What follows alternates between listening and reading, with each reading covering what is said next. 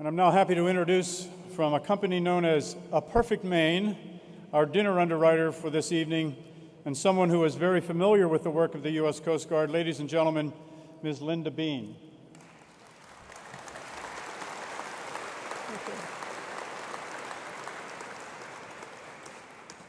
Thank you for the wonderful welcome.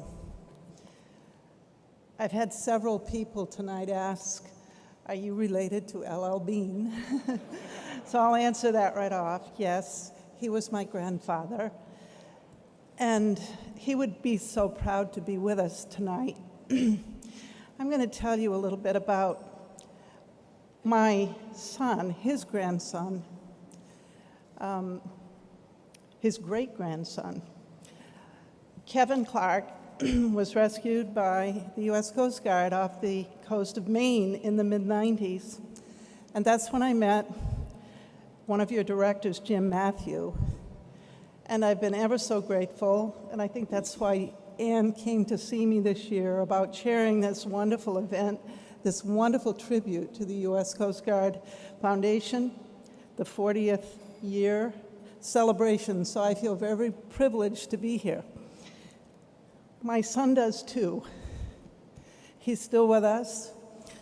And it all happened in the mid-90s when he went windsurfing as a young 20-year-old. And he went out into a storm on Labor Day with his brother. And I got a call about 2 hours from there at 10 that night from his older brother saying that he hadn't come in. And the last he'd seen of him was at 7 o'clock off Pine Point in Scarborough, Maine. He had called the Coast Guard. They were out looking for him. And of course, my heart just went into a very, very difficult time. I'm very much a believer in God. I prayed that night. My husband and I waited and were encouraged with calls from the Coast Guard as people were searching for him. Midnight came, and he still hadn't been found, but they said his board had not come in, had not washed up on the shore. So that gave us hope that he was still alive and with his surfboard.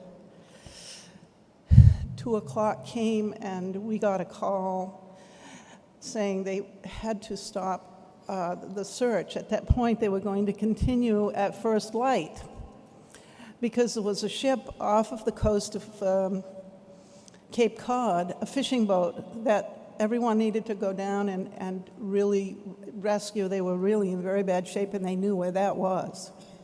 They had not found my son, and of course, it was just very, very difficult. At about 5 o'clock, my husband and I decided to drive down to see if he were discovered. He was expected to be in Biddeford, off the, near the hospital. They were going to bring him in there. And we got as far as Wiscasset, which is an hour from my home, and we got this wonderful call that he had been sighted on a little ledge out there and that he was waving. It was the most joyful moment in my life, and I've ever been grateful to the U.S. Coast Guard. He told me that they couldn't see him because of the storm above, and the airplanes flew over. He could hear them, but he couldn't do anything. The current kept going out. He was trying to get into the shore. He had ditched the sail and just clung to the board. Finally, just kind of drifting backwards, he saw a lighthouse and thought, maybe I can get that far. He got a little hypothermia and couldn't judge that the ledge that he was also seeing might be closer. But after a bit, he discerned that and went through the surf to get on that little ledge. There was nothing on it for vegetation. He got underneath his board and survived. He was wearing the cut-off neoprene tank, so I have to think that at that time it had a lot to do with saving his life.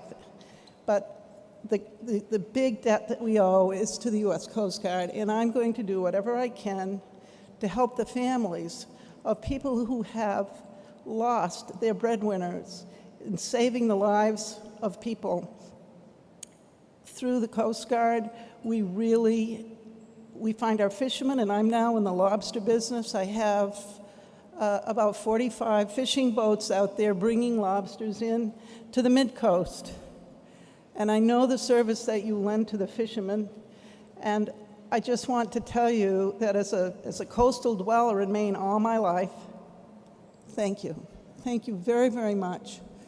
The 1 in a million campaign that you're going to hear more about tonight applies to me directly. My son was one of those million. Thank you so much.